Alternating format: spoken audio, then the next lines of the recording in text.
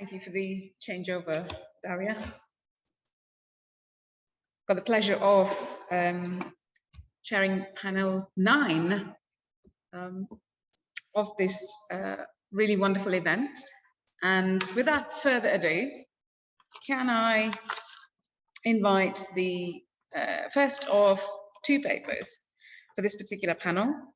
And I've got the pleasure of inviting Bryan Druzin from the Chinese University of Hong Kong. All right, so let me just introduce myself very quickly before I go into the presentation. So let me pull up PowerPoint here.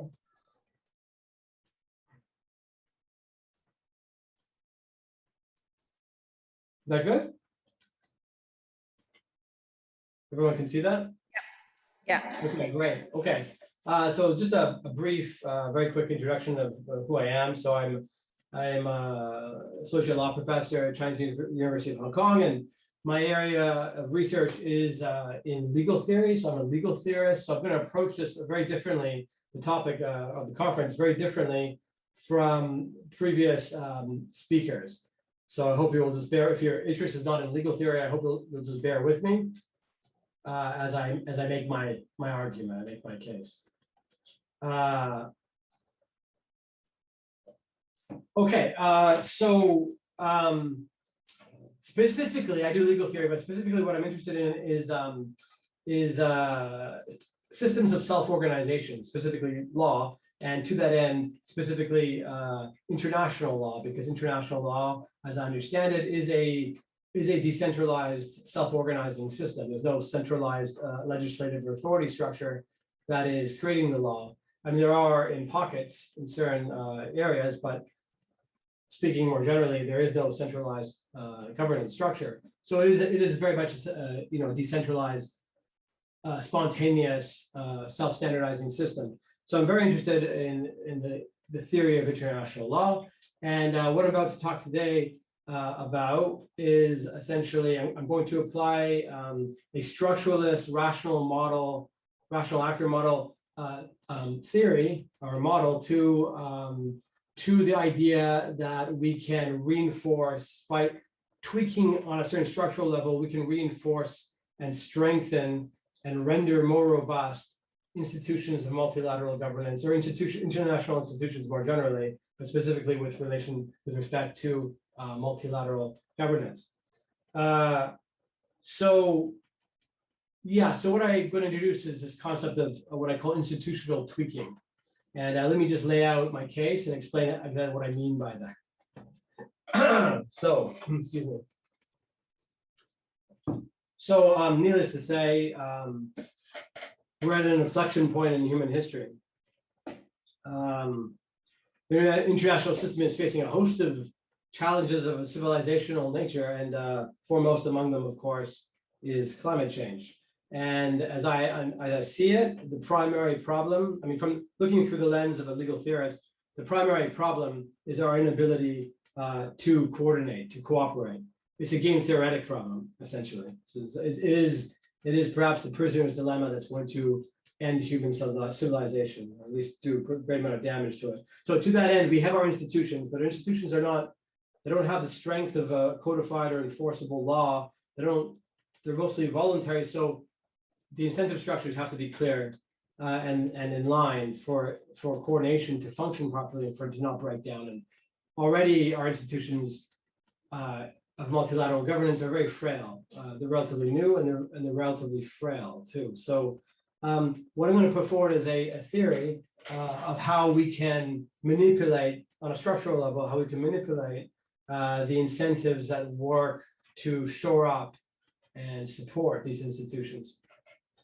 So international cooperation is under severe stress right now, for political reasons, but also just for sheer economic reasons. So whether political actors are able to sustain the international environmental institutions that we do have, as anemic as they are, those institutions that underpin global governance is very much an open question. So, okay, so let me get to my model. I don't want to waste too much time. So I have 2 claims I'm making, and they're related to each other. They're interrelated claims. So the first claim is that international institutions, because of their network character, which I'll explain in more detail what I mean by that, they generate what is known as network effects. I'm sure a lot of you listening know what a network effect is, but some of you might not, so I'm going to briefly explain what that is. And then the second claim related to that is that states enter into and remain in international organizations or institutions as a consequence of network effect pressures to some degree. Now, the extent to which network effect pressures prevent institutional collapse is very much an open question. Its effects are most likely marginal. You know, they're not that significant.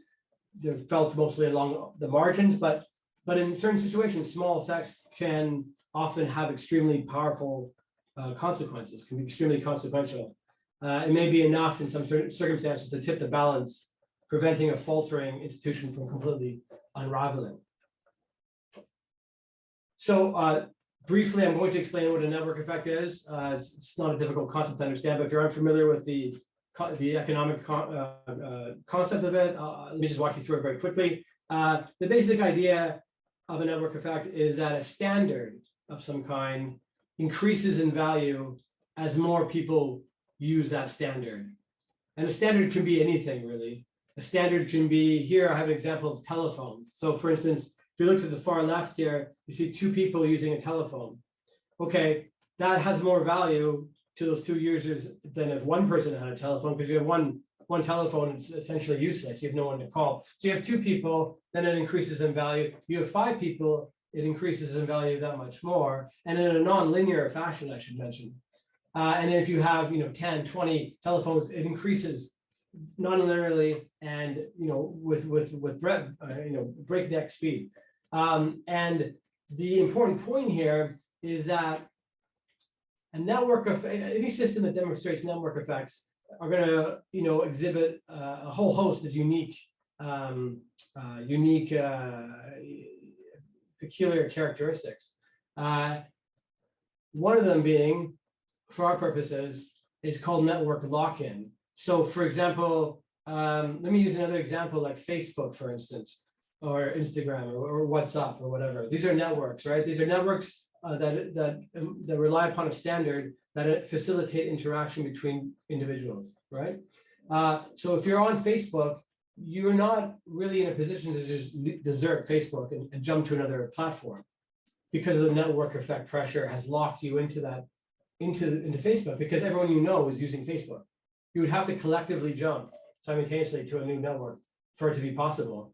That's very difficult to organize. So it becomes a collective action problem. So people are stuck within these networks. Language is a great example of network effects. As more people speak a language, the more useful that standard of linguistic communication becomes, which in turn draws more people into to learn the language, and on it goes in a snowball-like fashion, self-reinforcing fashion.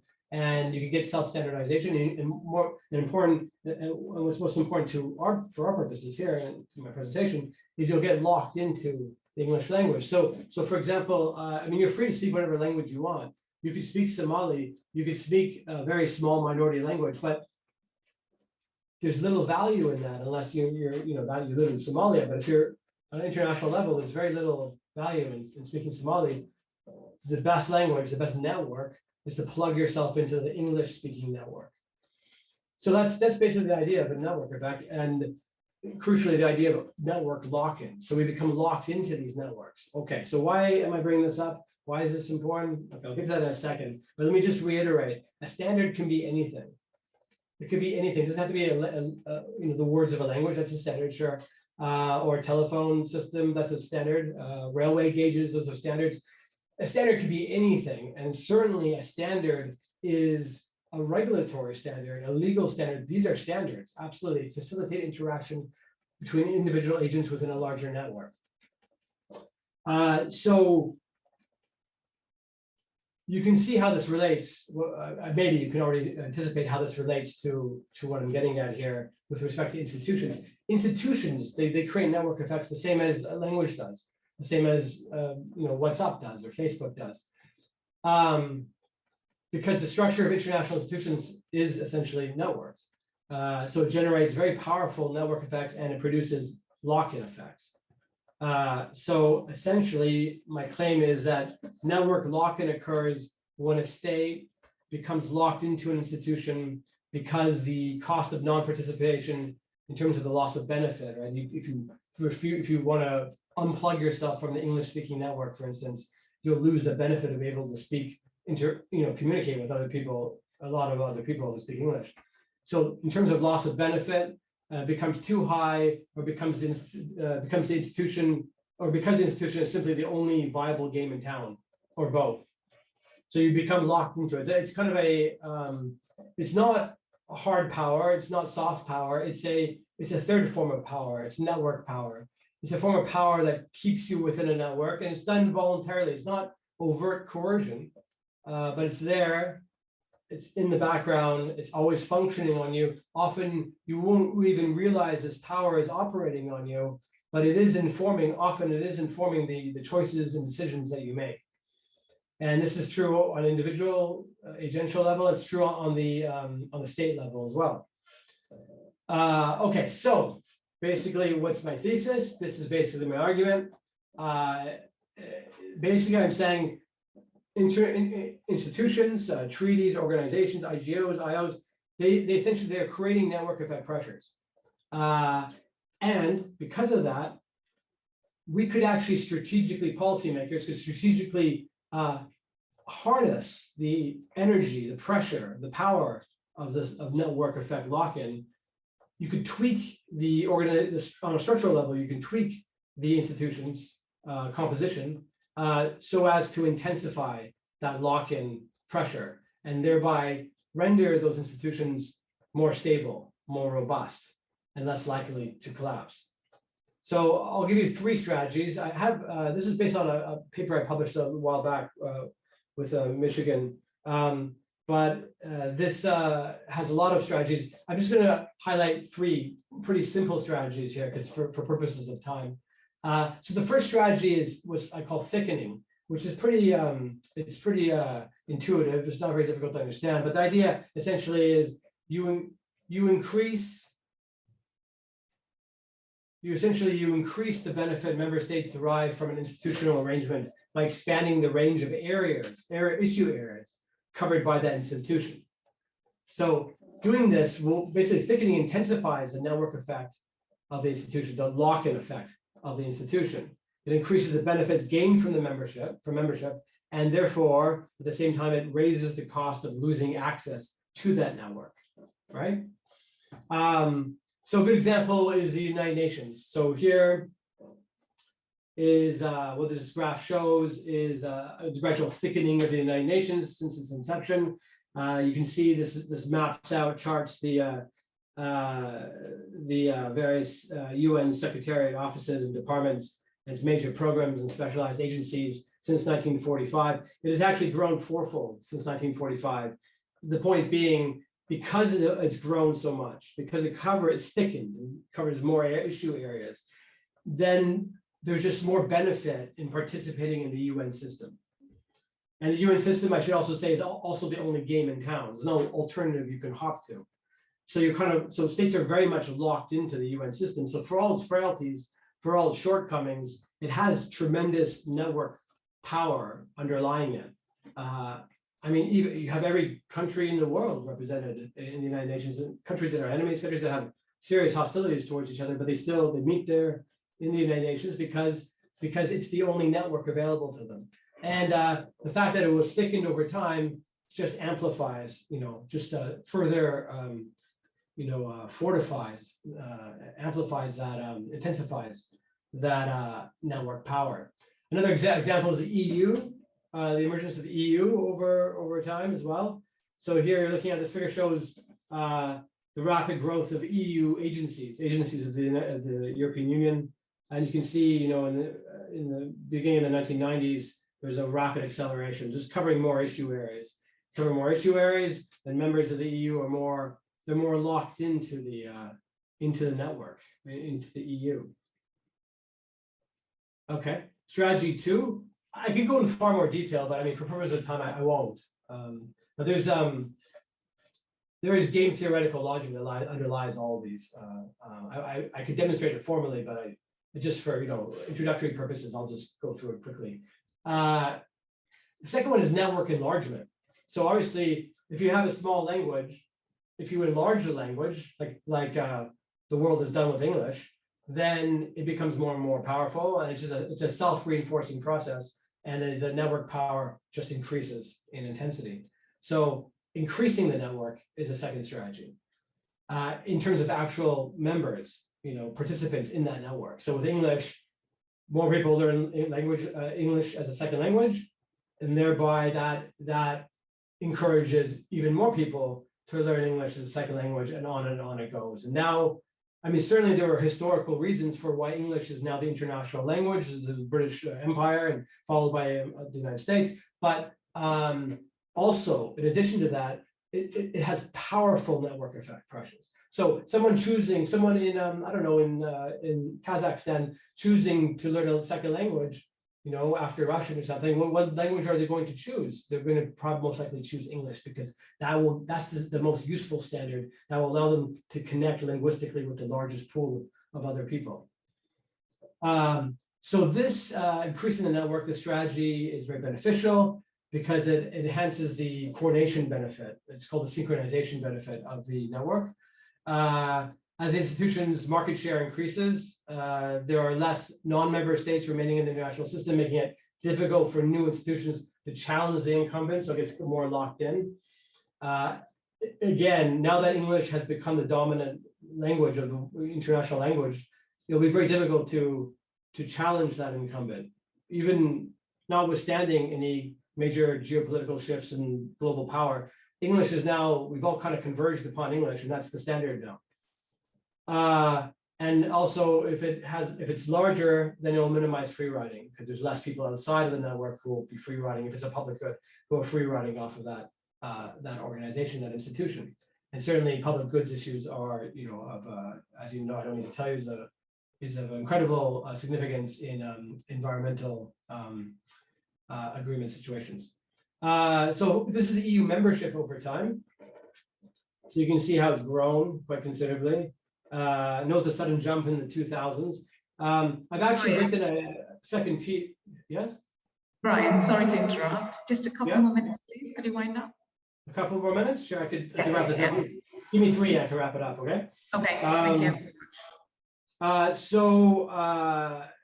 Arguably, the sudden growth in EU membership in the 2000s and late 90s, that actually made it more resilient to the shock of Brexit. There's an argument there. I've published on an argument on that very idea. Okay, the last strategy, and I'll wrap up with this, is the idea of status management, which is quite intuitive, but it has a special, unique importance when you're dealing with network systems, because network systems are very susceptible to bandwagoning, to sudden collapse, sudden growth and sudden collapse. It's called tipping. If you're familiar with Thomas Schelling's work on tipping, but network systems can be very tippy either way. So policymakers can shape the collective expectations surrounding an institution by strategically acquiring or maintaining high status actors as members, so important participants. They will boast an outsized importance, and that will be where their importance will be, will be commensurate with the nature of the agreement, right? So it's not always the most powerful states. If it's a fishing treaty, a fishing institution that governs fishing in the Indian Ocean, then certainly the United States is not going to be an important player there. It'll be Sri Lanka and India. And so the exit of a member state from an institution reduces its value for its remaining members, and this can cause free riding, and cause a negative bandwagon to ignite, and that could collapse the MEA, collapse the institution very quickly. I'll just leave you with one example of that. Historical example is the League of Nations. You can see the League of Nations collapsed very quickly for obvious reasons when Japan left in the late 30s, followed by Germany, and then it was a quick collapse to just absolute irrelevancy after that, because it lost some key. They were essentially, because they were militarily important players. So in this venue, in this field, they were essential. They were high status participants. Once the League of Nations lost that, then it collapsed very quickly. Okay, so for purpose of time, I'll just wrap it up there, and I'll leave it at that last slide. Thank you very much. That was a rapid exit, but Okay. extremely insightful paper. Quickly moving on to our final set of speakers. I'm not sure if both of them are going to present, but we've got a paper by Syed Hossein Mir Jafari as well as Samira Rezai. Syed is from the Islamic Azad University of Hamadan and Samira from Paranand Islamic Azad University, both from the most amazing country of Iran, which I've had the pleasure to be at. So thank you very much for beaming in to us from there. Thank you very much. Hi, everybody, professor and scholars and scholarship and speakers. I have a PowerPoint and share. Okay, so your eye. Yeah, perfect. Okay.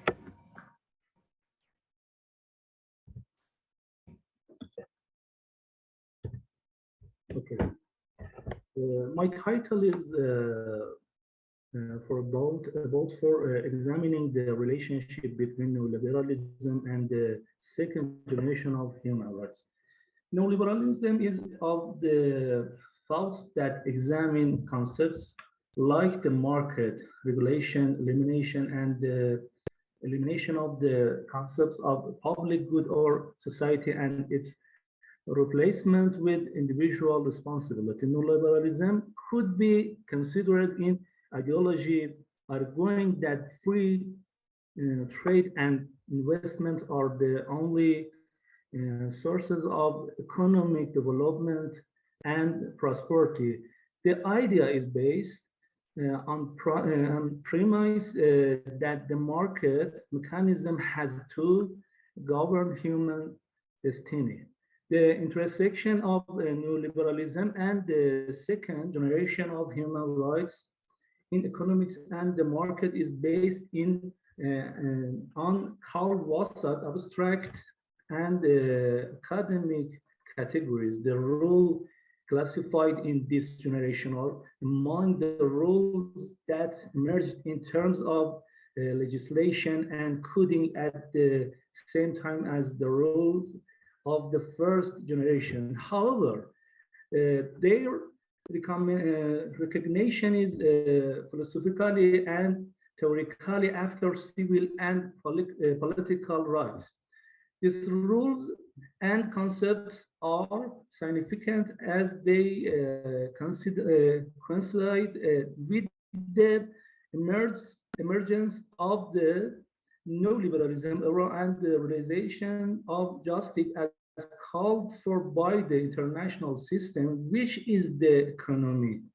Consequently, poverty reduction and overcoming human shortcoming and deprivation are part of it. So, neoliberalism, history, definition, and familiarity with it. Economic liberalism provided in the United States in the 80s and early 90s. Then with the Great Depression of the 1913, an economist named Keynes intended to turn one theory into another. He started to challenge liberalism as the best policy for capitalists. Moreover, the word neoliberalism was first coined at the conference in Paris in 1938 by a German psychologist and economist. Intended to the name for a specific political and economic program. Neoliberalism has introduced a completely new sort of government or merely a set of changes made to classical liberalism. Because don't anytime, I want for Sandra continue this conclusion of the article. Thank you.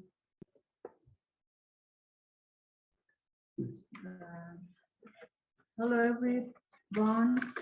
I'm Samira Rezai from Iran.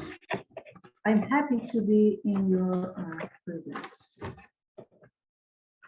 Neoliberals enjoy various methods of administering social justice.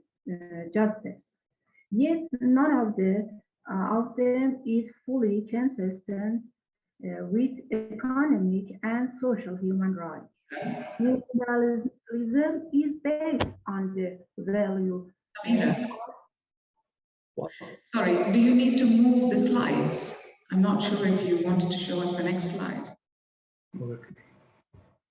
Excuse me. Neoliberalism is based on the value of freedom, for the right to human freedom. However, the neoliberals distinguish between freedom and ability.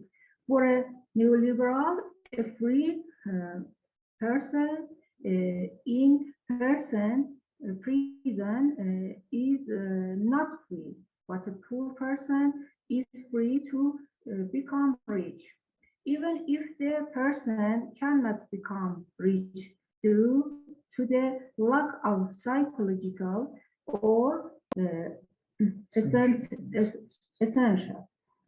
resources. Neoliberals distinguish between freedom and the value of freedom. The social democrats and the human rights defenders state that there is no reason to value freedom if freedom is not valuable. They value freedom only if they can reach the minimum standard of living health. For most neoliberals, freedom is the broadest way of economic development, which is the best way to enhance freedom. Economic development is morally difficult to protect human rights unless everyone can enjoy their human rights. Neoliberalism is against strong countries. However, real neoliberal governments protect capitalists, corporations, non-nonetheless. Even though neoliberal philosophy value individual freedom, neoliberal economics advocate freedom for corporations and institutions from of collective power that might be inconsistent with individual freedom and human rights. Neoliberalism changed the concept of republicanism from the honorable citizen recognizing a duty to share the public interest before the individual interest. Thank you very much. Neoliberalism is intended to diminish the role of government in economic regulation. Thus, it is hard to make neoliberalism consistent with international human rights law, giving the governments the legal responsibility to perform their duties by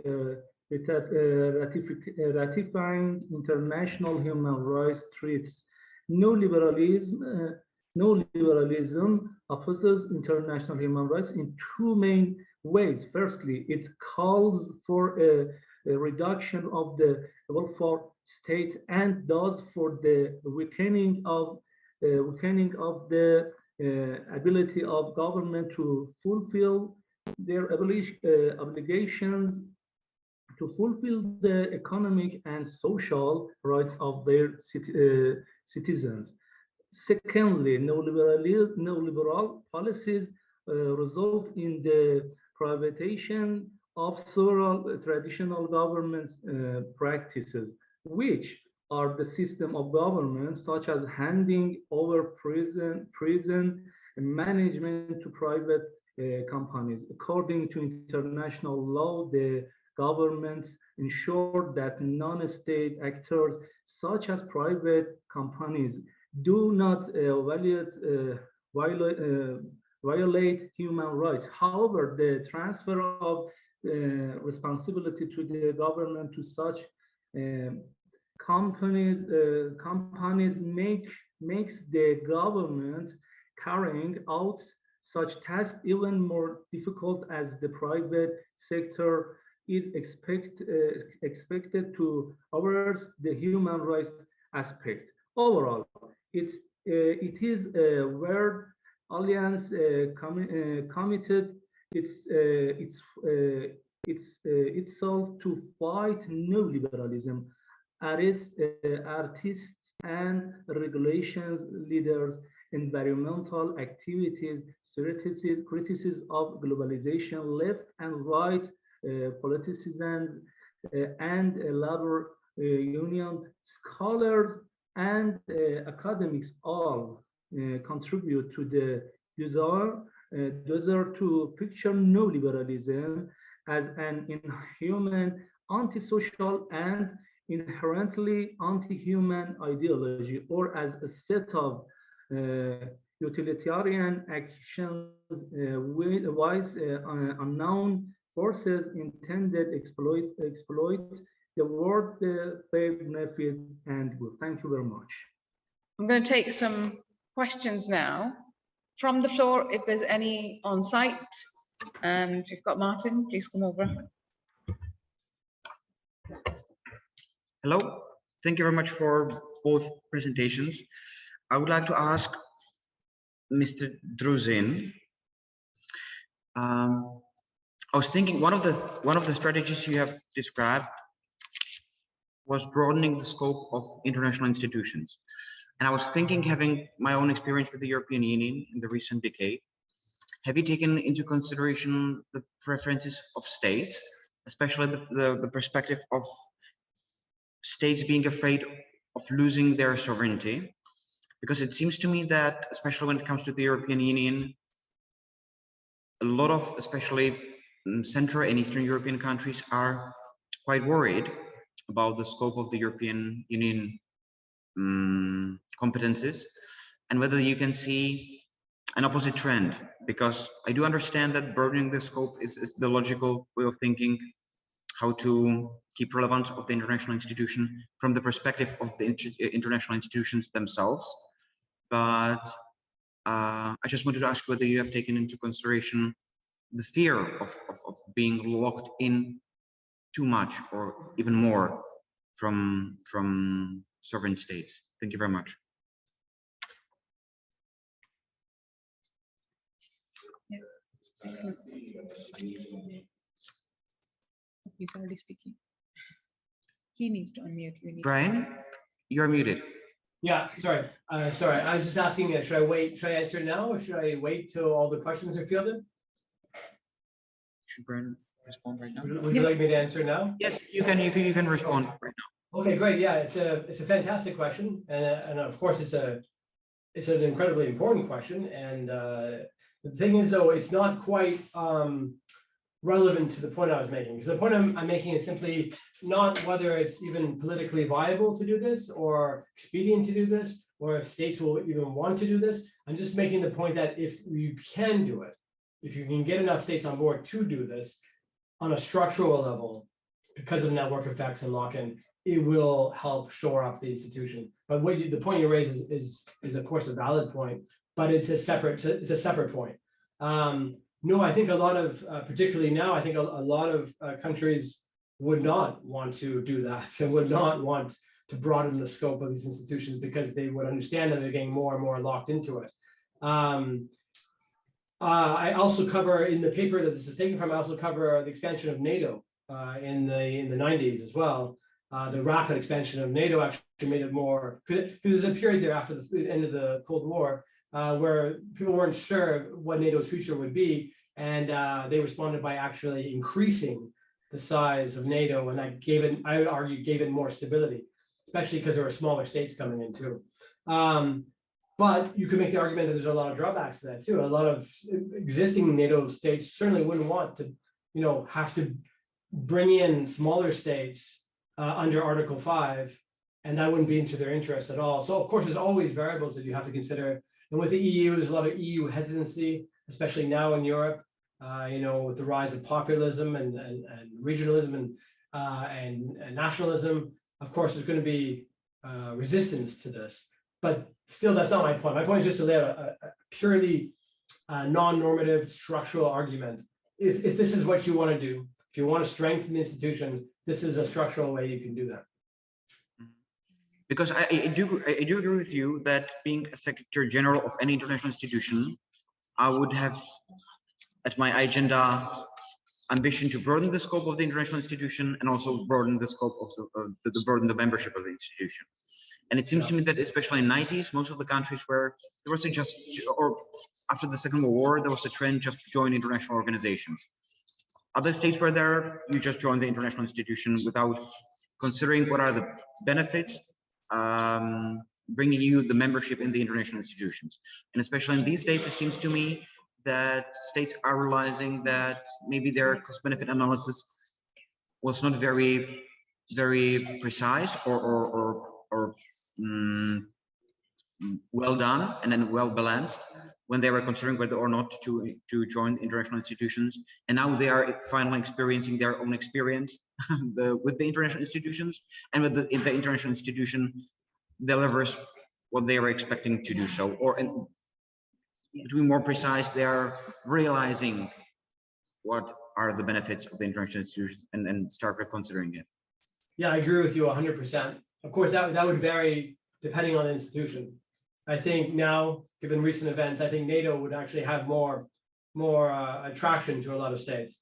But maybe not so with the case of the EU. I mean, so yeah, I agree with you entirely. But I think it would depend on the various institutions.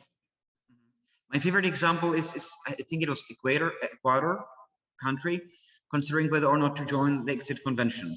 They've joined it. They were benefiting from it significantly, but at a certain point of time, they have realized maybe we can manage things by ourselves better. They quit the Exit Convention, and just 1 year ago, they entered it once again after they experienced that things are not that easy when you're out of the international institution. Thank you very much. Thank you. Thank you. Thank you, Martin, for reinvigorating that for the session. It just remains to me, I think, to just say thank you to all of those who presented online. It's been an absolutely equally interesting and a stimulating session from afar as well. And we have engaged with it and taken notes and stuff. So we will keep in touch through the international, interest group on environmental law. So on behalf of the faculty at Messina, as well as the co-conveners of the environmental law interest group of the European Society of International Law, as well as the legal theory and philosophy group of the same organization, it just remains for me to say a big thank you, and we will close the conference on liberalism in the age of the Anthropocene right now. So we're just going to close with a big applause. And